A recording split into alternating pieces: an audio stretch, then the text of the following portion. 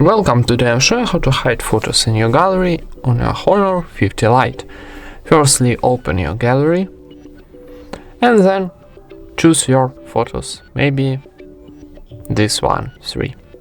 Okay, press and hold to select, and now when we select photos, on the bottom right corner we got more options. Tap it and choose hide these 3 items.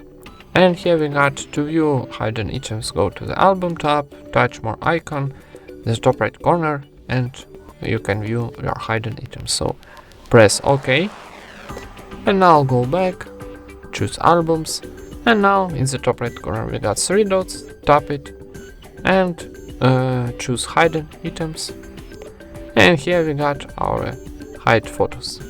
And that's it. Thank you for watching. Leave thumbs ups and subscribe to our channel.